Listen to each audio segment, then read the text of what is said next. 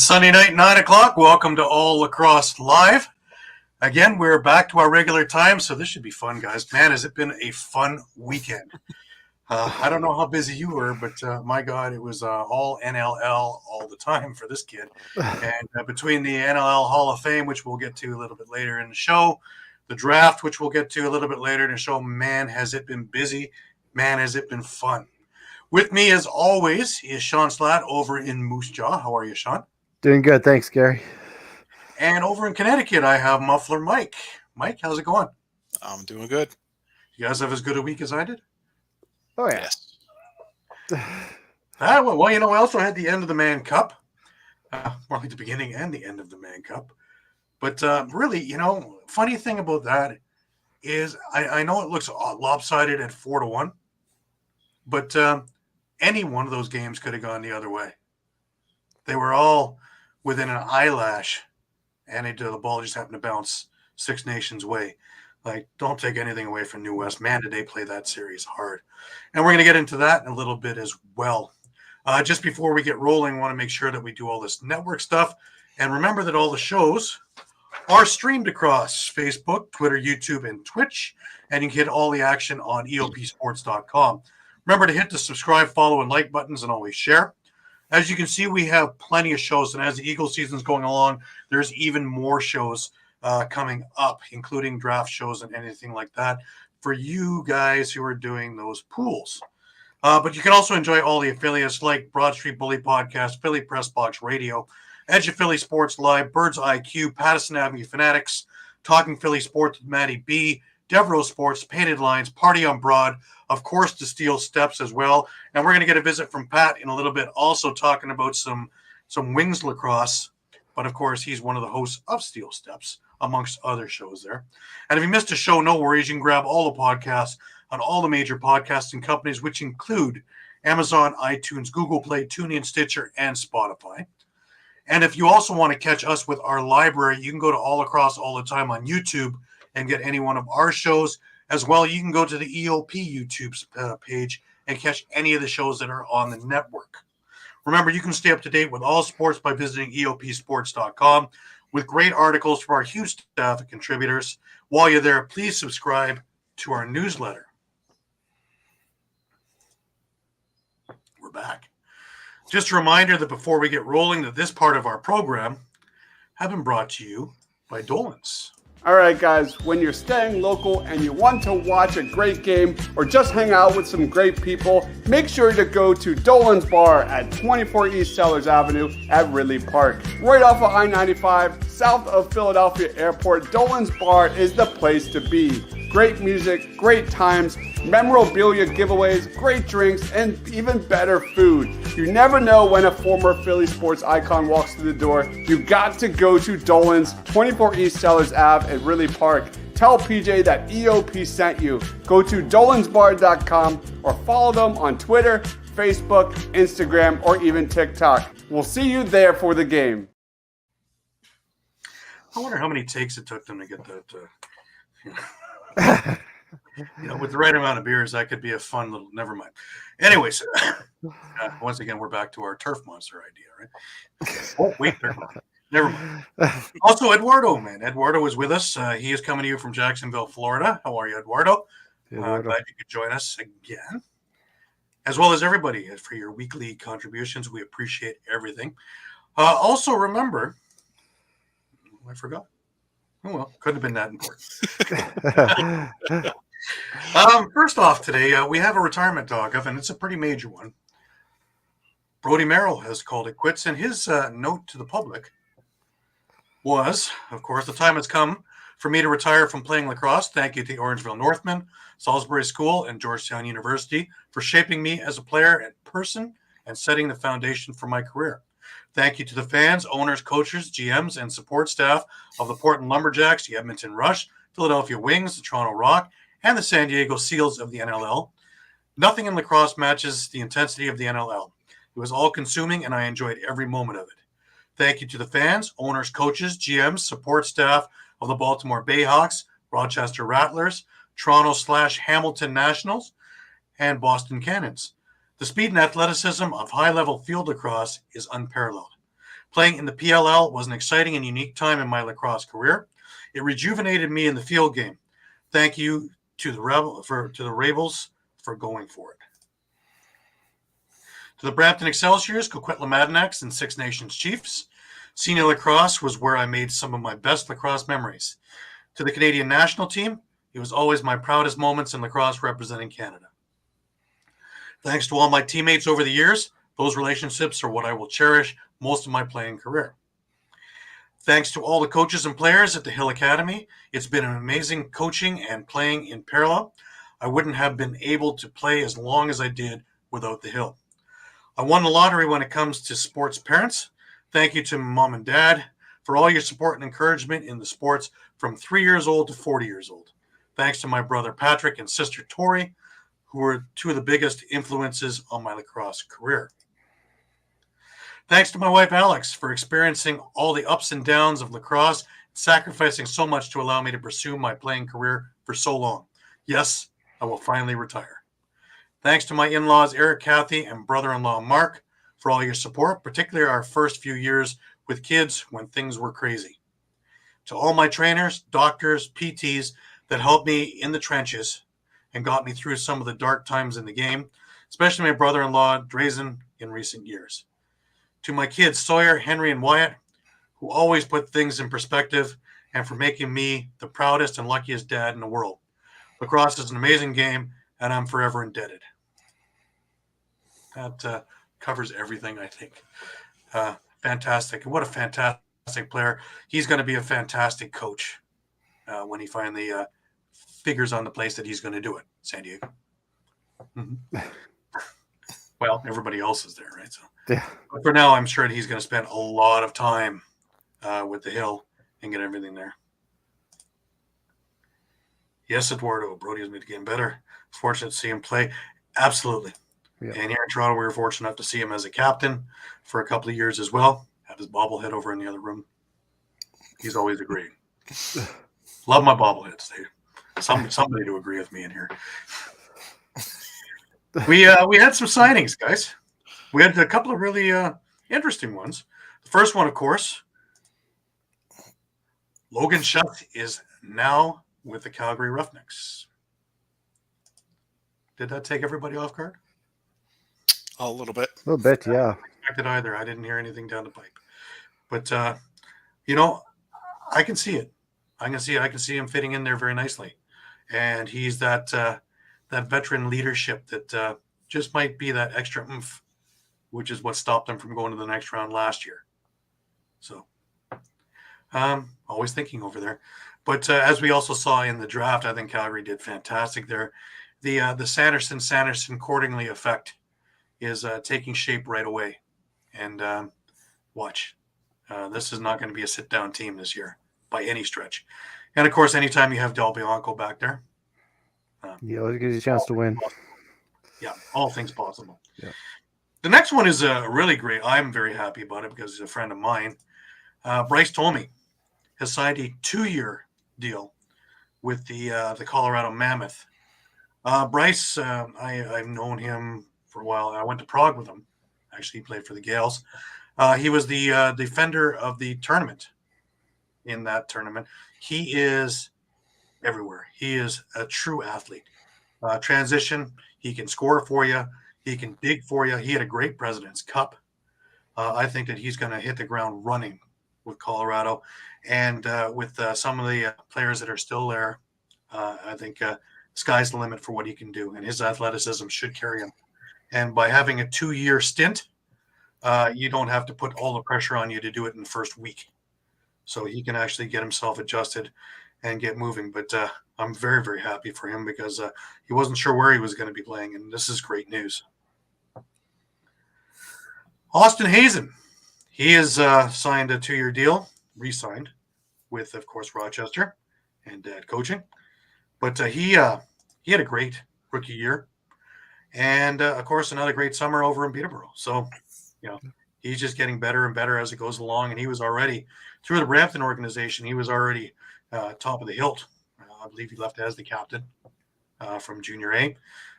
Spent a bunch of time as he was coming up, of course, with the Peterson and T years So he learned from the best. So he's going to be another one we talk about quite a bit. Jordan Sturros has signed a 1-year contract, re-signed with the Rochester Nighthawks. Hopefully we see more of them in the lineup. And I think the way things have moved around and some of the trades that we saw over the draft that we'll get to in a bit, a couple of head scratchers, but it looks like they're getting younger. And this might be the perfect time for Sturros to get into the lineup and really make an imprint for himself. A big one, another friend of mine, Brad McCulley, signed a 2-year deal with Buffalo. I love this deal because Brad is first off, as a person, is a top-notch guy. As a player, you're not going to find a harder worker who will do anything. He's got the hands to score, and he proved it with Buffalo when he had to step in through all their injuries last year.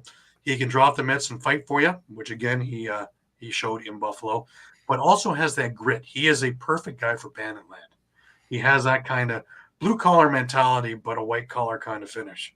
So he's going to be a big asset for that team, and smart move to lock him up for 2 years. The band has signed a couple more guys, which we'll see how they land. First off was Christian Watts. He signed a 2-year deal at Siena. And the other one was Austin Bloomberg's, Bonaventure, also a 2-year agreement.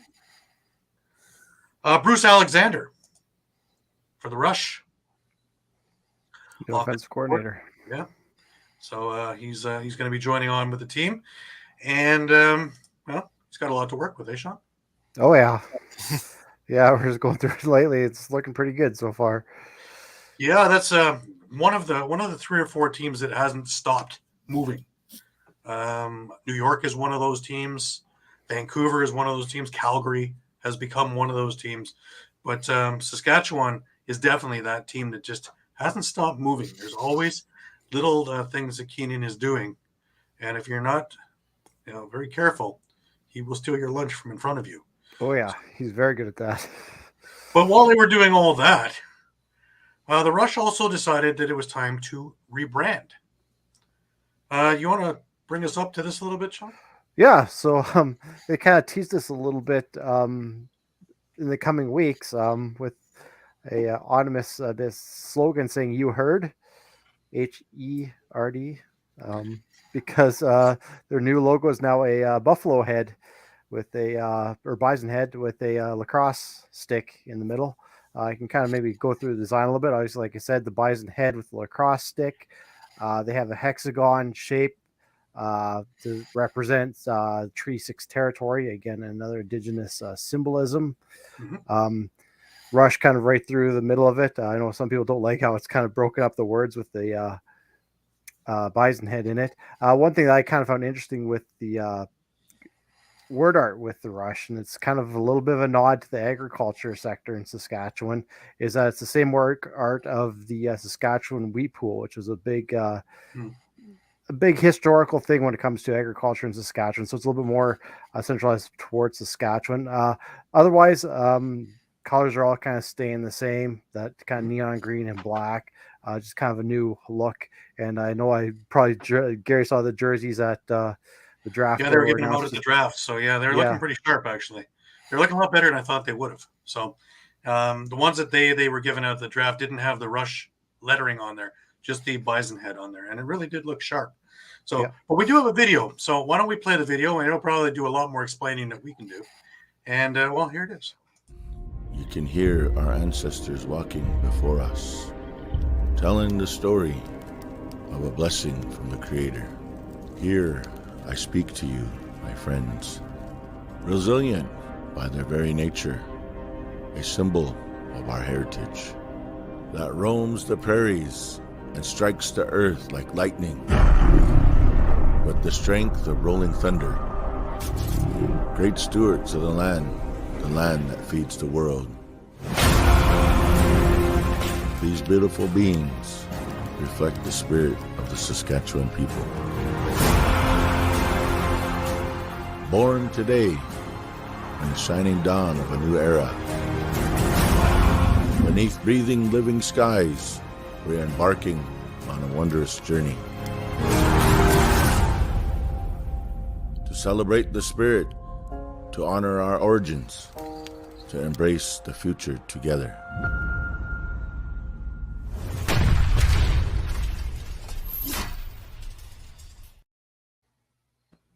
Pretty sharp logo, I'd say. Yeah, I think it'll take some getting used to, but yeah. Well, not everything can be Rush Hemispheres, from the Hemispheres album, of course. Yeah. Canadian band, but they're an Eastern band, so it's time to get their own Saskatchewan kind of idea in there. But anyways, that all being said, we had a draft, guys. We did have a draft. We did. Yes, we did. And just to give a little overlay, just before we get rolling into some of the things in there, I put together just a little reel that would, just show some of the stuff in there. Of course, I'm trying to find it. Here it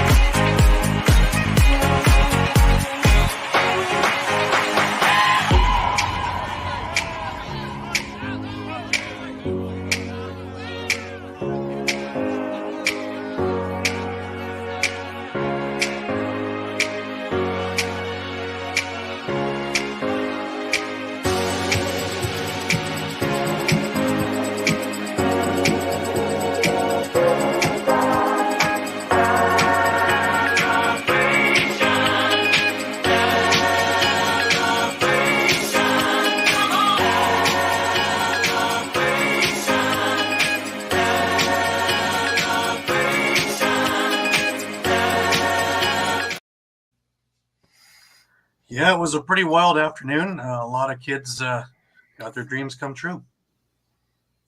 And, it's funny because, as much speculation as you could give. And, of course, the first few you knew Dyson Williams was going first. We had the Dyson Williams sweepstakes all last year. We knew he was going first.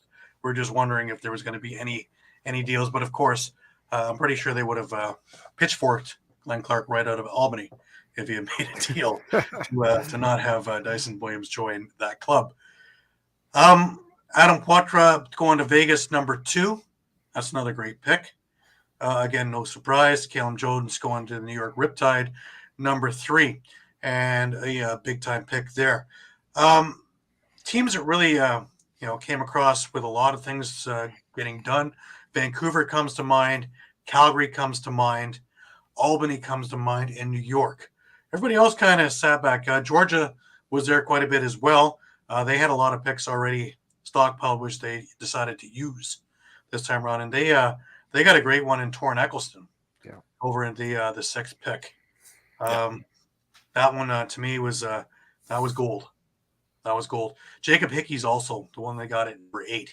He's going to be a big-time pick, and he should jump and hit the floor running, so to speak. The first trade that wasn't just about picks, which was interesting to me, was a Rochester deal in which, Thomas Vazen and Thomas Hogarth are on the move. It was an interesting one. But that's it's actually Thomas Vella. Oh, sorry, Vella. I'm sorry. So, Vella. Whoops. Too many stats. Too many people. To Calgary. So how strong did Calgary just get? We're talking about these things and these moves and other things that just happened. And you got Schuss, but you just picked up Hogarth and Vella. You got rid of Kyle Waters, yes. And, of course, they traded their 16th and 35th picks as well. But for ready-made players, I don't know of someone better in front of the net than Thomas Hogarth. It brings out that grit, doesn't it? That lineup. Well, yeah, he's Yeah, big body. Now you've got a big bruiser on the right in Yeah. Hogarth and a big bruiser on the left in Tanner Cook, who are just going to both bull rush their way to the net. It's going to be very busy Yeah. inside by the crease. Oh, yeah. Yep. And all of us in Toronto are going, that's what it looks like.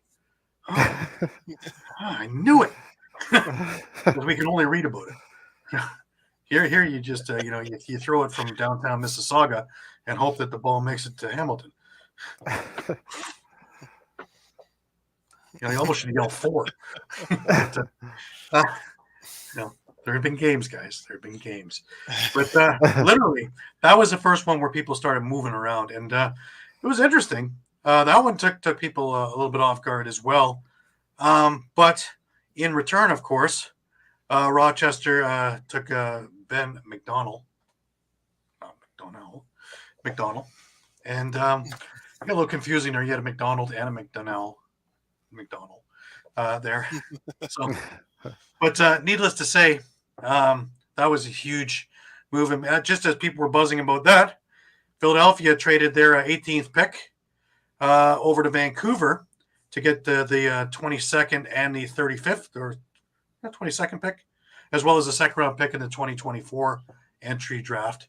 And Vancouver went and took Connor O'Toole from the Brampton organization, Dad Pat. And another interesting move, because like we said, we had Aaron Bold on last week, and I thought that the goalie situation there was pretty much in hand.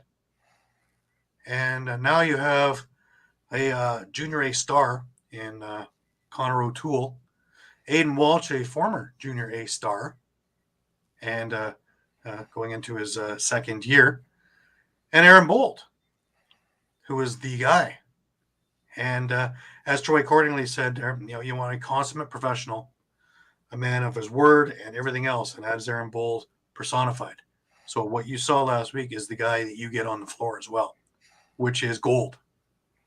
Let alone you have a nutritionist and everything else to help everybody else out. So that'd be a healthy team as well. So that makes me scratch my head a little bit that they traded up to get him.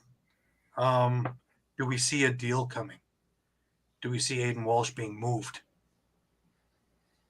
Because I don't see Aaron Bold being moved. Or is O'Toole looking like a practice roster guy so he can develop, just coming right out of Junior A? Very possible. Very possible. Looking towards the future, because Aaron Bold, again, at 38, how many years does he have left in there? He looks like he can play another 10. Yeah. But how much does he want to play? Right? Because we have to remember that's a pretty big jump still from Junior A to NLL. There's going to be yes. some development still. Yeah. Oh, yeah. Yep. But yeah, I thought that was again, it's Kurt Malosky thinking more than just now. It's one thing he's fixing the rudderless ship. There's a rudder in there, there's an engine in there. But now he's also looking down the road at replacing some of the other things and some of the other parts so that this boat will keep flowing forward for a number of years to come.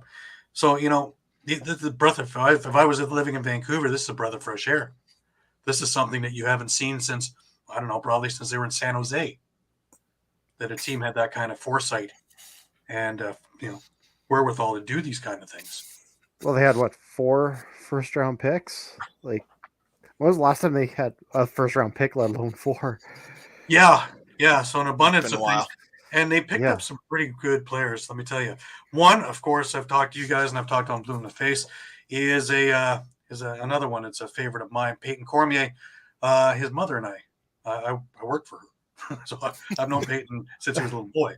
But to see him drafted 4th overall, the question was, being a bit injury prone, would he go in the top 10 because of that?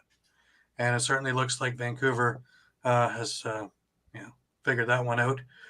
He's going to be a good one, and great numbers, and very athletic kid, big kid too. So he's not going to get pushed around. So look for him to make a splash. He also had Brock Haley, another really great player. So, and Brandon Lately to be part of that 3 picks in the first 10 for Vancouver, let alone having 4 in the entire round. Pretty amazing. And to have that kind of, the bonus also was you had a really rich draft. So having 4 picks in this one go a long way to having, 2 or 3 in, say, in one of the leaner years, and you're looking to make deals and move things around. Mike, what do you find that was interesting in this draft? For me, maybe I was surprised by a few names that did not get called, of guys who had declared. Guys we've talked about over the summer playing in either MSL or WLA. Henry Follows for Brampton. Tristan Kirkham for Langley. That was a big surprise to me because even with that stacked roster they had, he had some standout games. Some of their wins were he kind of took the thunder on his back. Yes. And brought them to some victories. Luke Jaber, Coquitlam, Miles Moffat of Burnaby, who won D2 championship with Lenore Ryan, playing with Torrin Eccleston. I was a little surprised that he didn't get drafted. And another surprise to me was Caleb Creaser, a goalie for Brooklyn, who also was basically the backup to Dylan Ward for Team Canada at the Worlds. Right. In San Diego. I'm a little perplexed that he wasn't drafted. So, but hey, if any GMs are watching, these guys are street free agents now, I think so. Right. Yeah. What was a cool thing? Watching Luke Pilcher get drafted, and of course McRae, his coach, they showed a picture, about 13, 14 years ago when little Lukey was this big and McRae was more or less just starting out in Calgary. And now you see it 13 years later, which is amazing. Full circle moment. Follow your dream. Cool. Yeah. One of the more humorous things in that draft was Evan Konstantopoulos. Sorry, too many letters. The thing is, a goalie was drafted by the Buffalo Bandits. Now he's as big as his name, man. He's 6'9". He's about 270. He's a big boy. I thought about DeRuscio from a couple of years ago. Something he doesn't, but back then I thought Braun Strowman was playing lacrosse. But oh man, I was looking for the mask, But to watch Ashley Docking more or less have to stand on a chair to. He almost was over top of the backdrop that said NLL. And they gave him a jersey. It was the generic jersey. And of course, this thing, it was like this thing wouldn't have try to squeeze into it. Yeah. Oh God. And by the time he came to the interview thing, they'd given him another one, but even that was a little bit too small. So luckily, it's a goalie cut he's going to get, and he should fit that very, very comfortably. Wow. Be interesting to see them fit the name onto the nameplate, though. Yeah, that's another thing. Well, he's a big enough guy; you might be able to do it. Well, he's big enough. You might have to. I think of the old Los Angeles Kings and Sheldon Cannigeezer and a few of these other guys that all of a sudden it became I look like a rainbow. But the question that comes to mind is, yes, he's a second round pick goalie. Now you've already you've got Matt Vince, you've got Shanahan, you've now got Stephen Orleman, and now you've drafted for Konstantopoulos. So either there's going to be a dogfight and a half in there. I don't see 2 practice spots for a goalie. No, it's definitely going to be yeah, interesting. who's the odd man out there? That's the question. But if you want to speculate, we're talking about the possibility that Vancouver's maybe got too many goalies now, so maybe there's some sort of swap coming. We know Shanahan plays out west during the summer, so Well, we're talking Right. about too many goalies too. You're looking at the Rush situation as well. They've got Penny, Bouquet, Rushka, Chiliano, and they also drafted a guy in Thomas Kilzak as the 20th pick, second round. So they've got abundance of goaltenders too. Absolutely. Hey, Dave. Welcome. Hey, Dave. Thanks for Hey, tuning Dave. in. Thanks for tuning in. Your Cowboys looked good again. Again, I thought for a while there they weren't going to give up a point again, but Eduardo's going out on a limb here, guys. Oof. Ooh. I'll be in touch with you after the show. I may have a little bit of money floating around here that Mark's college fund. Ooh, what? Nice. I love my Rush, but that's all. That's like going out on a limb, man. I love the testicular fortitude in that statement. But wow. Okay. On that note, this part of the show has been brought to you by Sherry's Ticket Town. All right, guys, it's time to talk about Sherry's Tickets. Sherry'sTickets.com is easy to use and has no hidden fees. The price you see is the price you pay. Pay less and play more with Sherry'sTickets.com. Save even more by using the exclusive promo code EOP10. That's EOP10. Do not pay hidden fees and save 10%. Why use any other ticket reseller and get those hard-to-come-by tickets to the big game? If you need a more personal touch, give them a call at 610-494-5050. That's 610-494-5050. Sherry'sTickets.com also has great theater and concert tickets that are hard to get your hands on. Remember, do not overpay and save with the best at Sherry'sTickets.com. Save 10% using the promo code EOP10. That's EOP10. You'll thank us later. Sherry'sTickets.com. Absolutely, and when we put up the stat from Eduardo, Selena Gomez jumped in and she came in. Coming up huge, and Selena Gomez can't believe what her eyes just told her. Yeah, I think she's willing to bet you a little bit there too, Eduardo.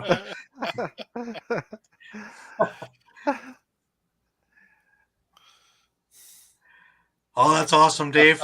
Thank you very much. We're very flattered.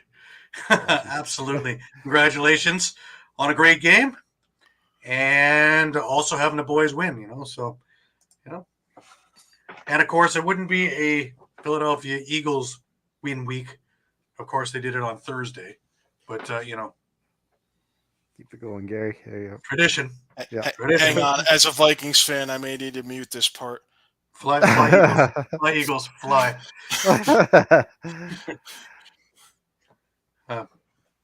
Still having trouble with their defense. But, hey, Yeah. Oh, Eduardo's definitely in. So, in for a penny, in for a pound. It's going to cost you more than that. So, all right. Moving along. That one's interesting. All right. I want to bring up the Toronto Rock because they didn't pick until the beginning of the third round, but they got a good one. They got two good ones actually in the third round. The first one, of course, Zach Kearney, who had a really great summer and had a terrific President's Cup for the Oakville Rock. I was surprised to see him at pick 39 still available. The other one was Chase Chivon, and he is a rough, tough kid, man. Out of Orangeville, playing for the Northmen last year. Part of that undefeated season there. But he's a good scrapper. And, that Hostrouser guy, he's still got the heavyweight title. But, again, only so many years that you're gonna see that. John Weller, Brett Hanser, another really great steal down low. It's pick number 79. And another Dalwick makes it onto the team. Luke, Josh's brother. That's 2 of 3. One more to come. And then you'll have like the Stastnys. It'll be from Dalwick and Dalwick coming down the stretch later on. And, another one that I have seen since he was a little kid running to the to the concession stands during the game. And great to see these kids mature into fine young men and great role models. Josh has been exemplary in that respect, and Luke is going to be the same. And great lacrosse skills. And let's see what happens. It's a 6th round pick, and it's more just to make sure that his rights stay there while he develops, because he's got some more junior ahead of him. But this is a step in the right direction. They're really not just owners' kids, but they're talented kids as well. So that one was pretty cool. All right, let's get into the wings thing here. I was hoping Pat would be here by now, but yeah, oh well. Mitchell Armstrong, a defenseman. I'm still here. Internet's doing weird things, guys. It's the Rogers curse on a Sunday evening for some reason. I guess everybody's home. They turned out the lights at Sky Dome, though, so I think we're okay now. Rogers owns everything. Everything in Canada. Wait, the SaskTel Center soon to be named Rogers Arena. Rogers, yeah. It will be, just wait. In Vancouver, it is. Yeah. In Calgary, it is. In Toronto, it is. In Halifax, it is. In Quebec, it's in French, so none of us know what it says. But we're thinking that the translation says Rogers. We're working the translation, yeah. Center du Rogers or something. So they own everything. I joke that every time I pay my phone bill that I have another base that is coming to my collection. But I think I own second base right now. You're working on third? I'm looking for third, yeah. Yeah. Wouldn't mind a home plate around here just so I know where I'll put it up front as my welcome mat. But yeah, they own everything, man. Everything. Ted would be proud. But anyways, Mitch Armstrong again, defense. It's interesting though, because they traded down. They didn't have any picks in the first round. They were very, very busy with other things all summer long. The Peterborough Wings, the Philadelphia Wings are looking very, very strong. No goaltending in here. Hey guys, not a goalie. Yeah. No, well, hey, listen, you have a goalie who came within a few wins of a Man Cup, and you have a goalie who just won a Minnow Cup. So, don't Yeah, think I think you're in good shape there. Dave on the cap, eh? We never piss off the hand that feeds us, Dave.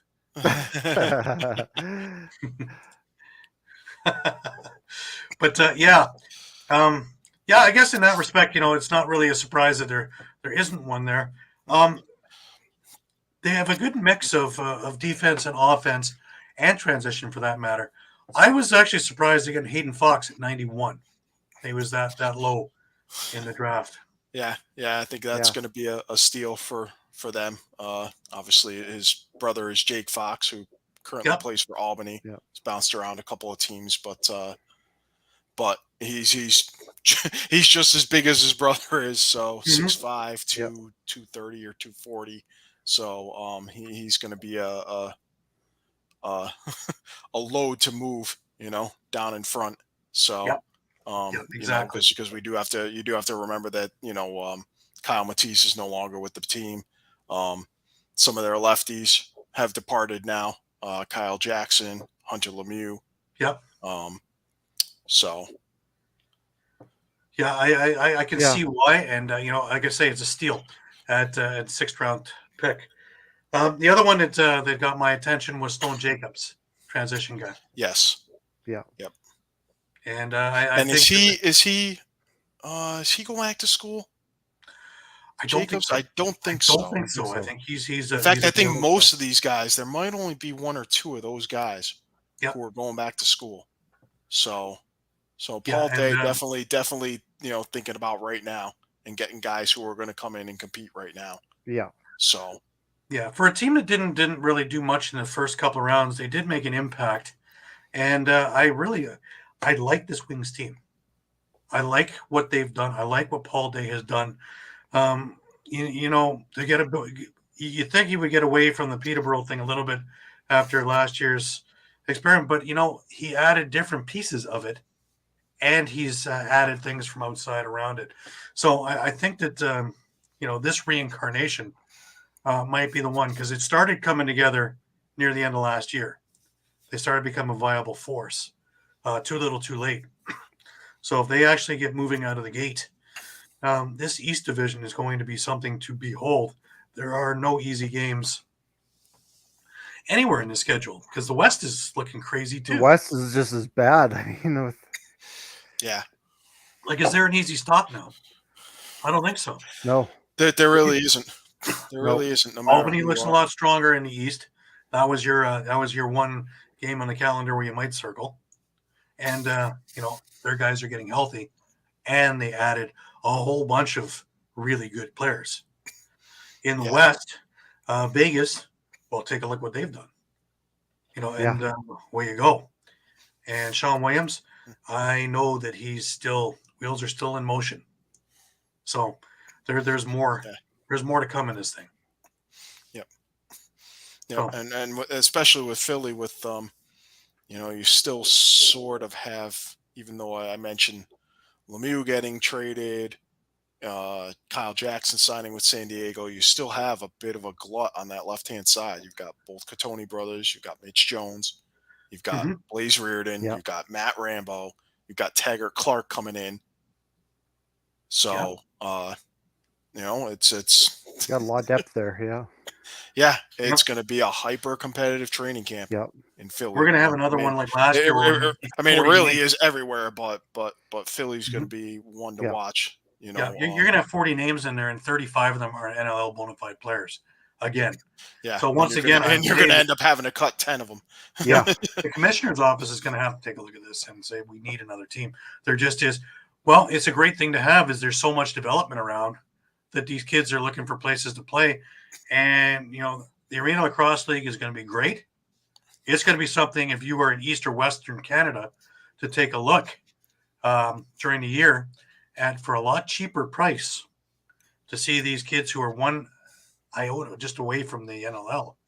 And the games are very entertaining. So what a bang for your buck there. Also, and, maybe just go ahead. Just say real quick, maybe that's how some of these GMs were thinking at the draft this year, was that, look, we're gonna go ahead and get guys that we know. I don't want to say just likely that they're not going to make the team, but drafting guys specifically with the mindset that, look, you're going to spend the year playing ALL. Right. Basically used as a farm system. Yeah. Yeah. There was even one or two guys that were drafted straight from the ALL, yeah. so they're probably going back to it. So one move that happened after the draft was Vancouver and Calgary got in on a deal, and Jacob Modiuk went over to Calgary, and Chris Willman, there's a familiar name, he's on over to Vancouver. There's your face-off guy. Another one? Spell Hamer Jackson. Yeah, I say, well, yeah. Yeah. So he doesn't have to do all of them now. So yeah. And again, Hammer Jackson is another one we're hoping to get on as a guest. Next week, we're going to have Anthony Kersell of the Philadelphia Wings. And I am working on getting Johnny Meridian, formerly of the Toronto Rock and of the Philadelphia Wings, as well as many other places. He was a great interview on the other show. He wants to talk specifically about a few things. And, we're talking at the Hall of Fame thing. And it's like, yeah, of course. Always interesting, always exciting. And I think he's going to be fantastic on here. So in the next couple of weeks, we should have him on here as well. So we put the fork in another draft. And, best of luck to everybody. It was a spectacular day. The only thing I have, and a lot of was said at the draft, was I was hoping that it would be streamed. Not that it mattered to me because I was there, but if you want to get people interested, they were looking to see it, and not just waiting for the website to update or waiting for someone like me to throw out round by round picks. The interest of it all. That's what the NBA and the NHL became so successful doing, is showing at least the first round or two. Last year, they had TSN and ESPN do the first round, which was done to the nines. Yeah. So I'm hoping that when the NLL gets back to their offices and start thinking about next year's plans, that a streaming of some sort, whether JVI does it, and Matt Carrick was there. I know it. He sat at my table at the Hall of Fame dinner. So I know that it was possible to do. God, there was an awful lot of equipment there. Yeah. Just for the in-house thing. Throw it on YouTube. Like I know Mike probably agrees with me. Like not being a draft, like the website was so far behind and it was hard to track. And yeah, and they wanted to make sure that they had everything correct before they put things up. And I understand where they're coming from there, because they don't want to have to, make corrections and look, penny ante. But still, they need to be up to date. So I think that I also see why they don't just want to throw it up there. It is a world-class league, and you want to have that in. But they have just under 12 months till the next draft. Now's the time to start getting into the drawing board, getting into their boardrooms, and trying to figure out blueprints on everything they did, because the rest of it was done beautifully.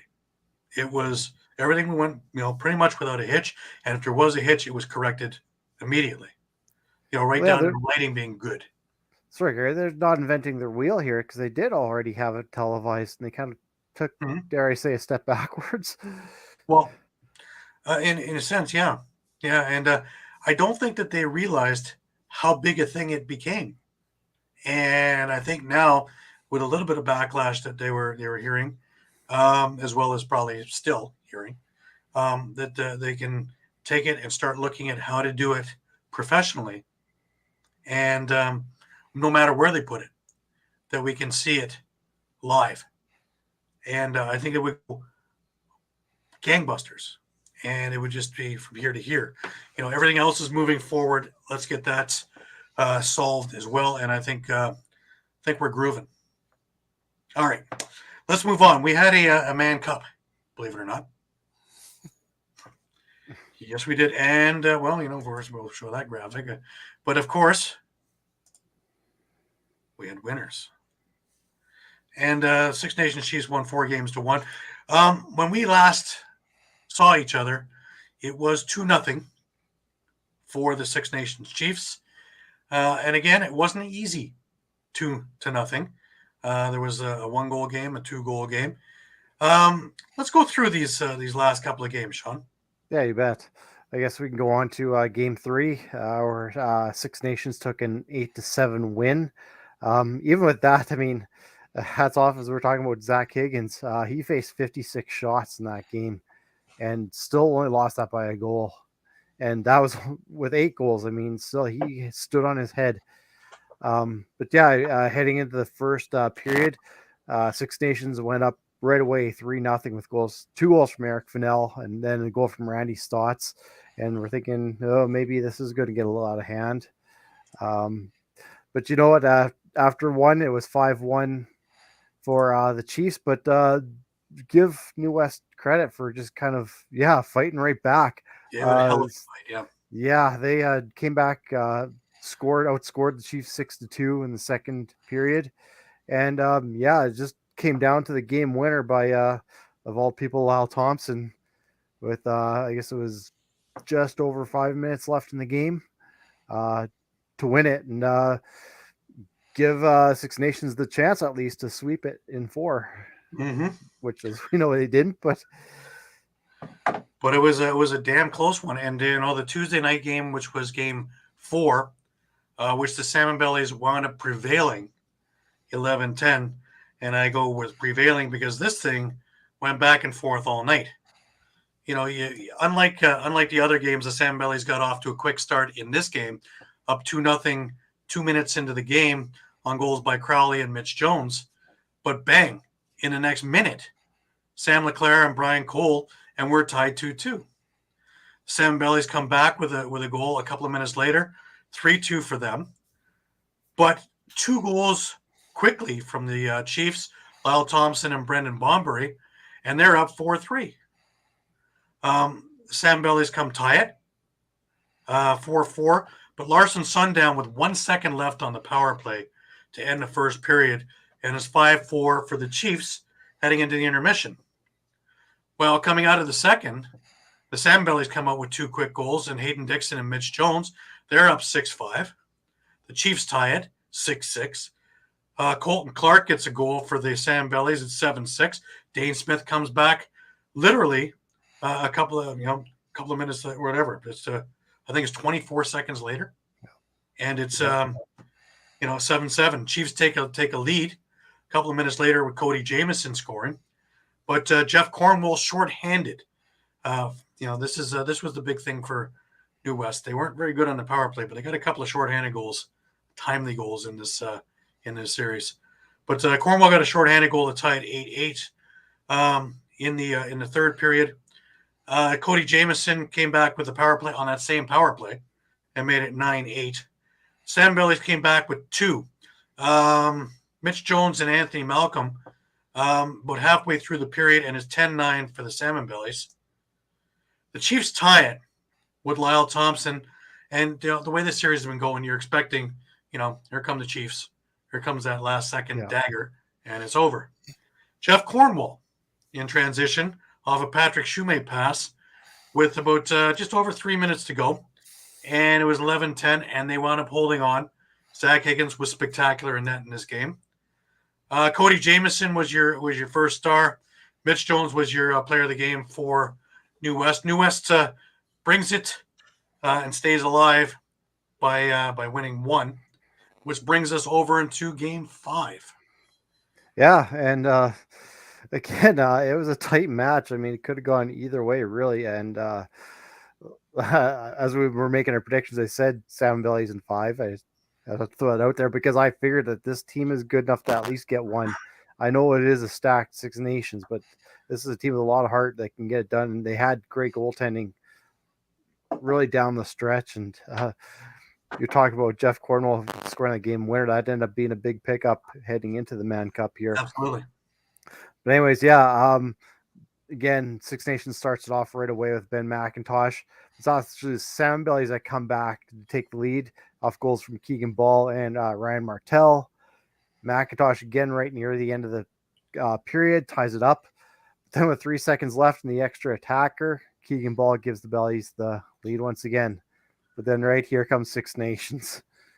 Goals from Dane Smith, Cody Jamieson, Shane Jackson within the first 6:46.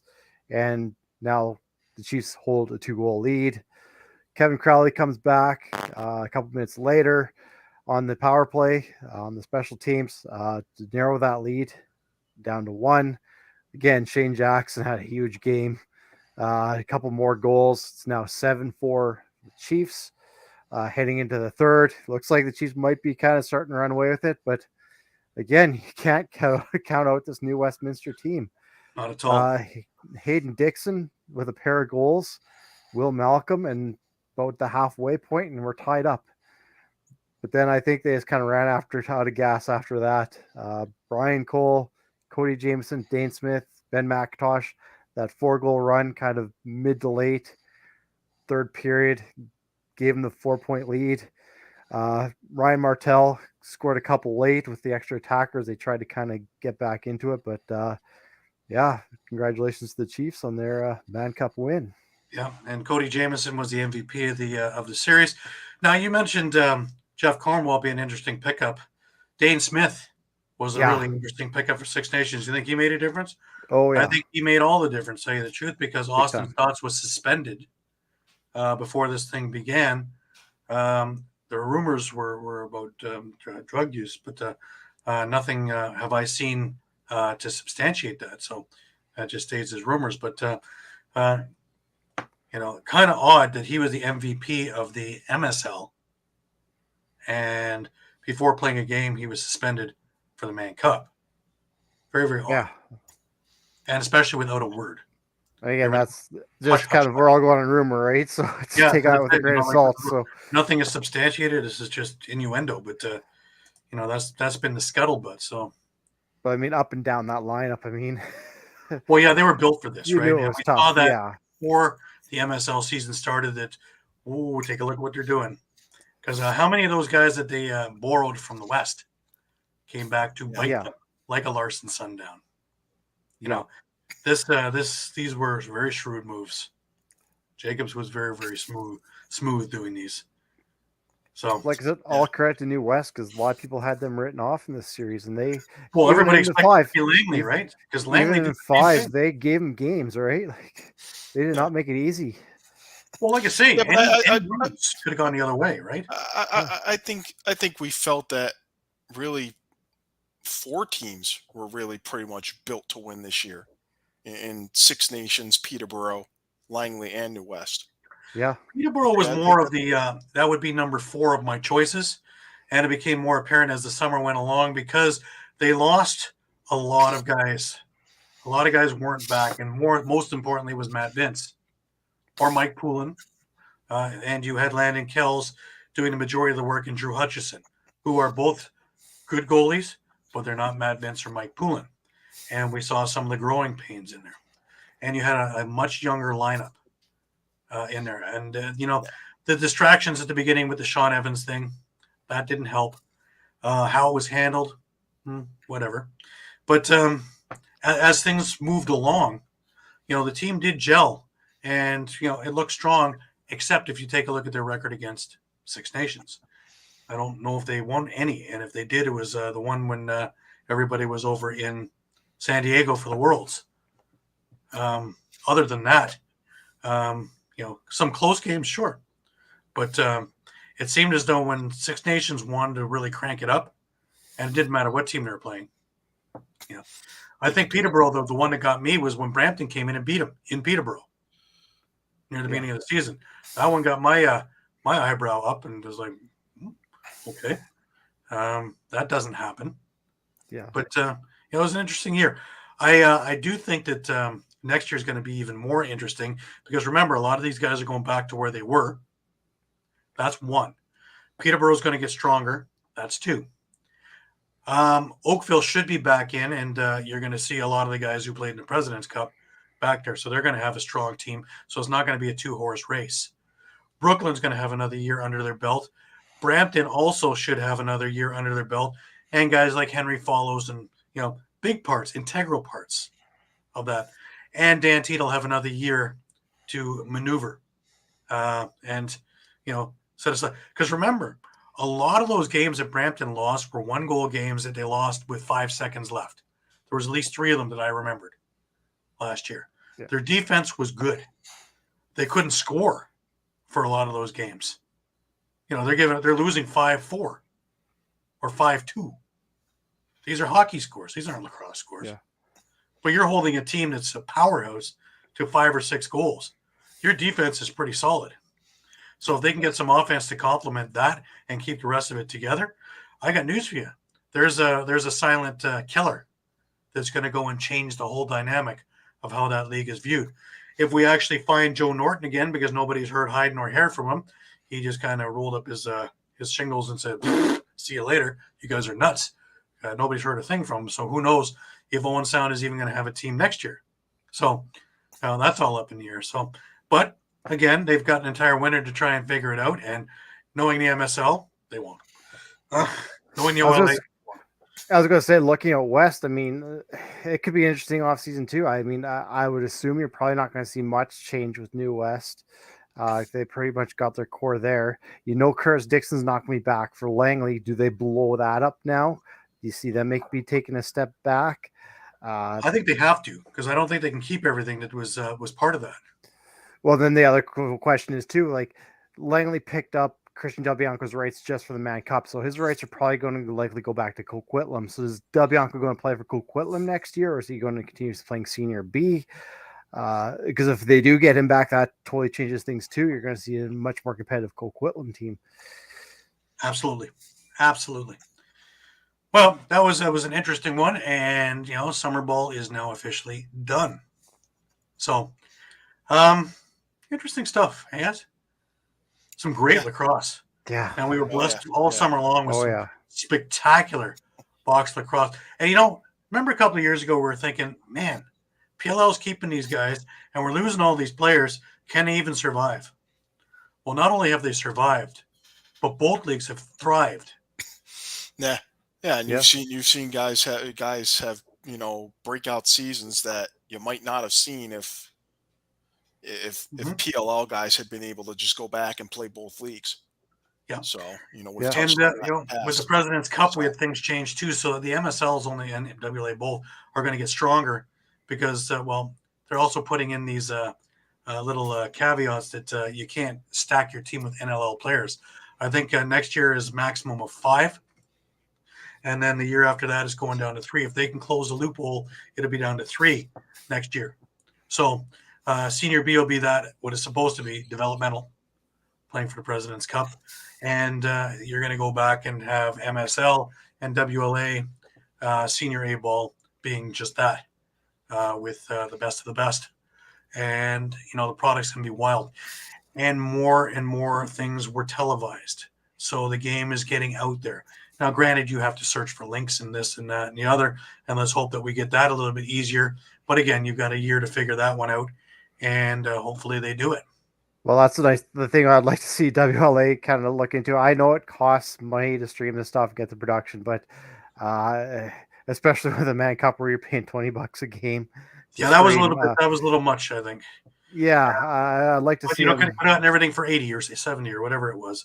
Yeah. 4 games, anyways. It was almost everything. But, and even during the regular season, you have to buy a single season, or I think it's a 5-game package. It'd be nice if you could put it for free. I know it's a tough thing considering to do. a year previous in Peterborough, try to find that sponsorship to cover those costs. But yeah, like I say, considering a year previous in Peterborough, it was free. Yeah. So you got to figure out something there, or a better deal, a better package deal, because that is pretty costly, especially for something that's in the middle of the night. That a lot of us weren't going to be able to do that and still make work the next morning.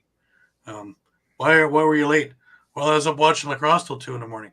Oh, okay. That don't fly. Yeah. Yeah. Can see that one happening. All right. Just before we move on, remembering that this part of our show is brought to you by Philly Sports Trips. All right, guys, if you're a Philly sports fan and you want to travel with your favorite team, then travel with the best. Go to phillysportstrips.com. They have self-travel packages and full travel packages available with round-trip flights from the Philadelphia airport. Packages include direct flights, 4-night stays, all-inclusive tailgate parties, lower-level group tickets. Whatever you want, you got it with phillysportstrips.com. If you want to travel to an upcoming Phillies game, make sure you check out Philly Sports Trips. And do not forget, Philly Sports Trips has all the away trips for the Eagles' upcoming 2023 season. Jump on it now, because you do not want to lose out on all these great opportunities. Go to phillysportstrips.com. That's it. And they got some great deals for a whole lot of things, guys. So you're going to want to get over there and take a look at the Eagles, the Union, and the Phillies, and probably Flyers stuff too. So get on over there and give it a check. All right. So just before we go talking about the PLL, we did have the Hall of Fame celebrations this weekend, and I was blessed to be there. Honestly, like I had put out on our page, I was humbled and really grateful to be amongst this group of lacrosse royalty that was everywhere. I put together a little clip, a little reel, and I just want to show that. Here we go.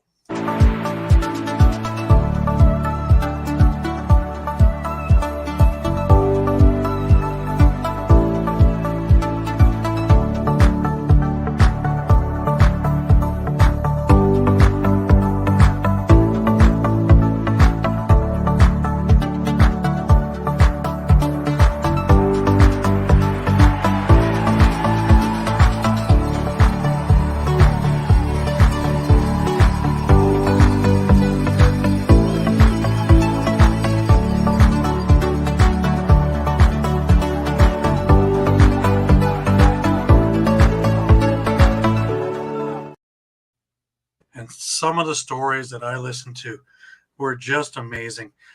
Pre-dinner and pre-red carpet even, we had a small little presser. And just a couple of comments that I put up here. One is from Roy Condon, now Hall of Fame referee, out of Massachusetts. Similar kind of question. I'd really like to know, what is the maybe trait or thing about your personality that you think allowed you to stay refereeing in the NLL as long as you did? Well, you're asking me rather than the players.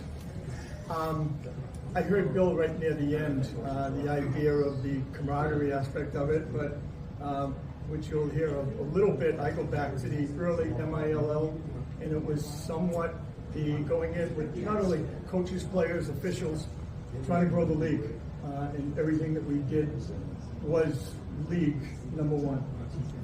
Some of the crazy things that I'll say even tonight was when we had growing pains in the early MILL, when a carpet didn't show up for the first game in Boston, which was in Worcester, and then they went out and got a gray convention carpet, but they used gray tape because it was from a convention that they didn't want tape. Something like that. When Philly ended up, and I think Kevin was probably on the team, massive snowstorm, all flights canceled.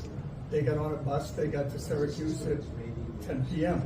The lights went out at 10, sometime during the game. We didn't finish till 12:30, 1 o'clock. But the idea is they came. So from the officiating standpoint, it was still the game was growing, and we were part of it, and we enjoyed it, and the camaraderie that we grew and the friends that we have. That's what it means. A funny thing was Bill Fox had talked about things, and I've mentioned before that I've inherited the videotapes, but I also inherited a bunch of rule books.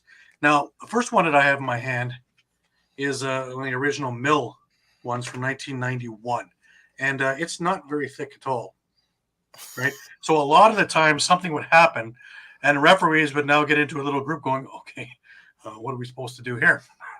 And slowly but surely would incorporate things or make things work, and more of a guideline at the beginning, and slowly but surely, hence the Wild West back then. Now, I fast forward it to the 2010 NLL rulebook, and it's a wee bit thicker. Just a bit. A few more rules were added to the on just about everything and anything that you could think of as went along, and I'm even now it's even thicker than that. For all the what ifs. Just a few people couldn't make it. Reggie Thorpe couldn't get away. John Grant Jr. couldn't get away. And Casey Powell couldn't get away. But the rest of them were there. Colin Doyle, Sean Williams, Pat McCready, Speedy C.V. Toll, and Kevin Finneran as players, and Bill Fox and Roy Condon. And some of the fun things in there was Kevin Finneran's brother, Brian, inducted him. Bruce Crawford, who also had some fantastic stories, another former NLL ref, inducted Roy Condon. Steve Toll and Sean Williams inducted each other. So we got to have the best of 2 times the same story. It was fantastic. These guys are just spectacular. And Pat Gregoire, he inducted Bill Fox. Bob Whipper Watson, he inducted Colin Doyle, and Rich Kilgore inducted Pat McCready. I have McCready, and I actually have all four of the interviews up on our YouTube page. But here's Colin Doyle talking about everything. Yeah, nothing to be down on today. Everybody good? All right, Colin Doyle, NLL Hall of Famer. How does that sound? It's exciting. It'll take some getting used to for sure, but it's pretty exciting to be here for this celebration tonight. And I think what makes it most exciting is probably seeing all the old faces, people being inducted, the people inducting them, and all the coaches and DMs. We all know lacrosse is such a small circle, so it's exciting. What does it mean to you to be inducted in the Hall of Fame in this class this year? Really, there's no words to describe it. I guess the NLL was a huge part of my life for close to 20 years, still is, and to be, included in the Hall of Fame and what's been the most important lacrosse league in the world to me is pretty special. Spent the bulk of your career at the Toronto Rocks. So many great memories and moments. Can you pinpoint one for us? Oh, that's tough. That's tough. I would have to think if I was being honest, 1 or 2 moments. Either Maple Leaf Gardens when we won the championship against Rochester, when lacrosse in Toronto was just bursting on the scene. The atmosphere and the energy in there was incredible. And then 2005 when we beat Arizona at home, and I think we had just over 22,000 people in the ACC. Those are two special moments for sure. Hard to pick between them. And then last but not least, old teammates reconnecting. Then what's it like seeing some of the old faces that you haven't seen in a while? It's incredible. It's different than it used to be. We all respected one another, but it was rare that we would get together in a place where we would all get along. So it's great that time heals all wounds, and I'm looking forward to paying my respects to everybody who's here tonight and some incredible lacrosse players. The conversations that went on at the red carpet and, over cocktails and over hors d'oeuvres and through dinner and all the way through afterward. My God, this thing could have gone all night long. And for some, it probably did. But it was just such a spectacular event. And kudos to the NLL. They did such a top-notch job on everything. Again, I was honored, flattered, humbled just to be a part of this thing. And, it takes, sometimes something like that just to show it, just how grandiose this game really is and where it's come from and where it's headed to. And really, you know what? We're in really good hands because most of these guys are still part of the game. If they're not part of a team, they're part of the league. And if they're not part of either of that, they're inputting. So, there's so much good going on and such a positive crowd that, in a world full of things that are not so positive, it really is great to be in a room full of positiveness and people aiming for the same goal, regardless who hoists the cup. So to me, that was, the cherry on the sundae of this weekend. And I thank the NLL, and I look forward to doing a whole lot more with them, all of us, in the upcoming future, near and long term. So it's going to be spectacular. And look out, the schedule should be released to the public very, very soon. And there's going to be a number of surprises on there, guys. So stay tuned. All right, just before we head into the PLL, reminder that this part of our program is brought to you by David R. Cherry. All right, guys, let's talk about Cherry Law Firm. If you get hurt at work in a motor vehicle accident, personal injury, or affected by criminal law, you got to call David R. Cherry of the Cherry Firm. Call 610-565-0300 or go to cherryinjurylaw.com. Let David R. Cherry fight for your rights. Again, that number is 610-565-0300. That's 610-565-0300 or go to cherryinjurylaw.com. Let David R. Cherry fight for your right. Absolutely. Now, just before we call it a week, remember that next week in Philadelphia, y'all, is the 2023 PLL Championship game over at Subaru Park Field or whatever it is, where the Union play. So just so you all know where it is, go snap up the tickets. Go over to Sherry's Ticket Town and get yourself a pair of cheaper tickets and get yourself to this game. You are not going to want to miss it. This is going to be a barn burner. And just to put it into spectacular fashion from the PLL. Ryder Garnsey keeping possession, rolling and spinning before it's finally taken away. He scores! What a goal! Together on three. Ready? 1, 2, 3, yeah! One-handed shoots and scores! Now Sports Center top 10! Stick right over the defender's head, and a big hit! Now, here we go! Look at that! I've never seen that before. Kavanaugh shoots and scores! Matt Kavanaugh delivers!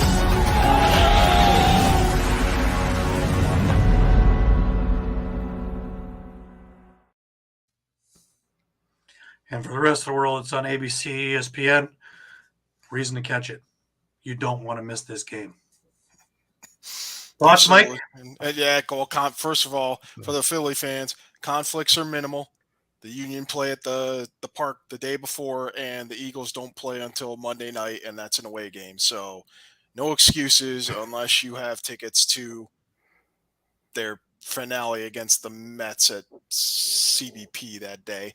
That's at 1:00. But The You PLL can still games make at the 3 game. o'clock. Still make the game, yeah. Absolutely. Still make the game. Make it a Leave halfway doubleheader. through. Yeah. I don't care where you got to drive. No excuses. So, Let's fill that park. yeah, Let's yeah. support. Talk big It about deserves. your support your city. Here's your chance. So even with a team that's not tied to the city, Yet. though. Yes. Yes.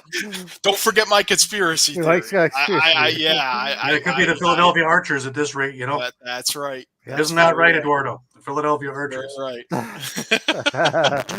I don't know what we told Eduardo about that conspiracy theory, but for those who hadn't caught it, I have a feeling that the PLL could very well assign Philadelphia to whichever team wins this game next Sunday. So, absolutely, yeah, you don't want to miss it. Definitely check it out. You don't even have to go to Philly Sports Scripts for it. It's just there. Yep. It's there. Yeah. It's right there. So no excuses. Right in your backyard. Subaru Park next Sunday, 3 o'clock. Mm-hmm. So weather is still nice. The Phillies will be okay for a day. They're playing the Mets. I mean, come on. Yeah. They'll be fine. Yep. Go watch some high-level game. lacrosse. So. Best players in the world. Period. All right, guys. Predictions? I like the Archers. Sorry. Yeah, that's I hard. hope I'm wrong, but I like the Archers. That's hard to go against the Archers with the kind of season they had. Isn't it? Yeah, But, I'll be the diva, and I'll say Water Dogs by 2. By 2? By 2. Yeah, I don't think it'll be a 1-goal game. I know there are 2 games this year were 1-goal games, but I think you'll probably see like an empty netter or something at the end. They're gonna pull out all the stops. They're gonna pull out all the stops. So it'll be a goal from center. Yeah. 2-pointer. Yeah. Well, guys, another great week. Another really great week. Eduardo's going to make a prediction. No. Okay. Shocker. Archers. Hey, Matt, how are you? Man, how you been? Matt, thanks for tuning in. Sisselberg is on his game Archers. If not, what? Oh, wow. Interesting. Oh, boy. Wow. Interesting. Oh, boy. Well, listen, hey, Water Dogs. Sisselberger was drafted by the. He made it in the NLL. Water Dogs have been thriving for several weeks now, really without a face-off specialist on their roster or active. Yeah. So,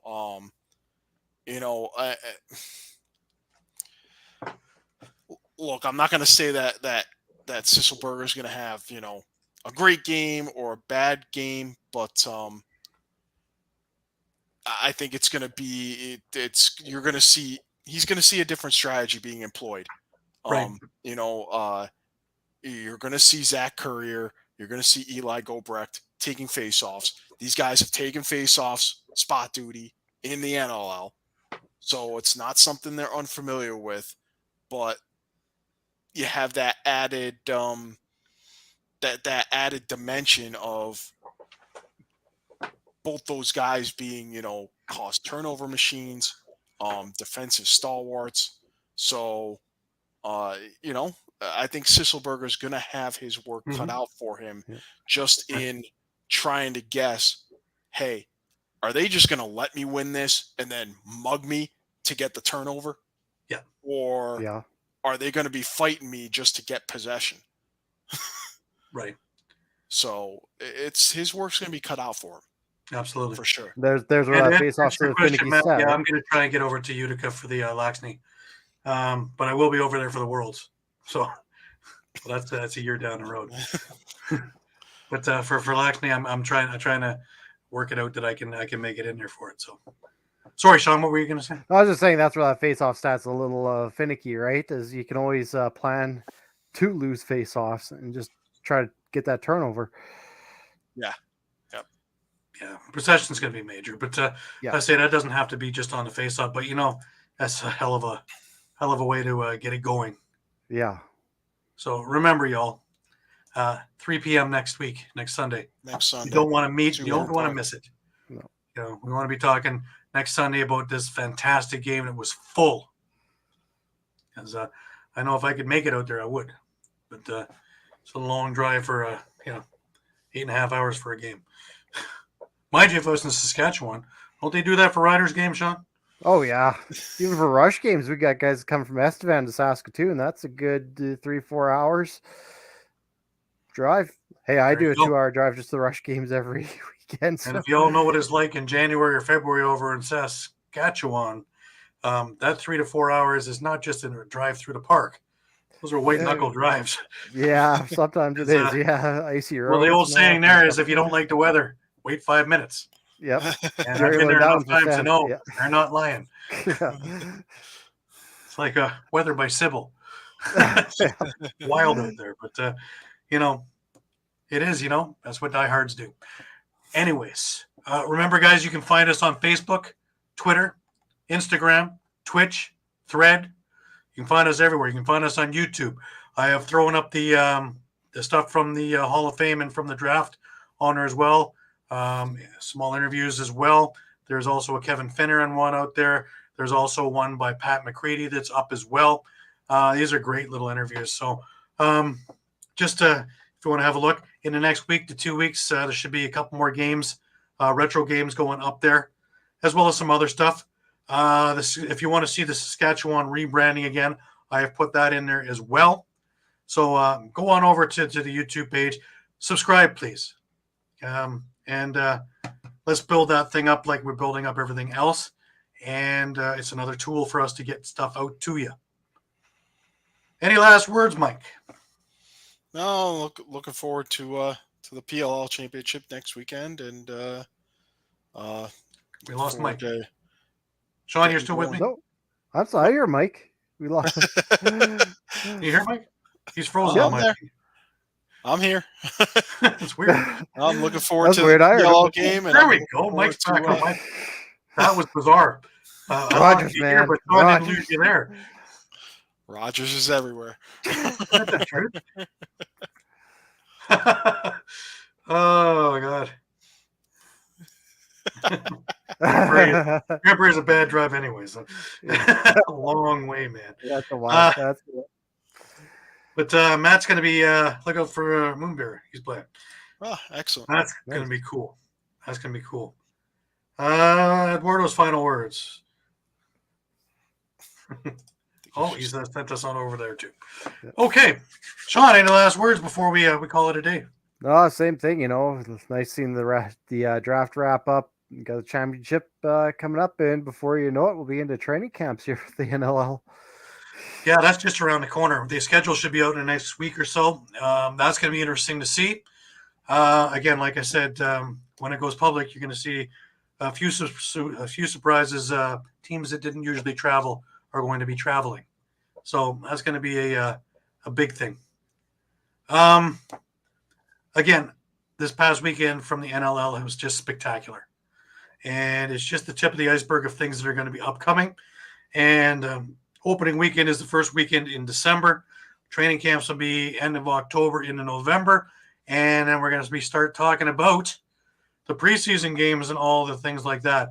Along the way, we will start having our outlooks coming up in the next couple of weeks and what we think teams are doing and what they're still looking for and what they're going to be doing to improve and where we figure they're going to end up.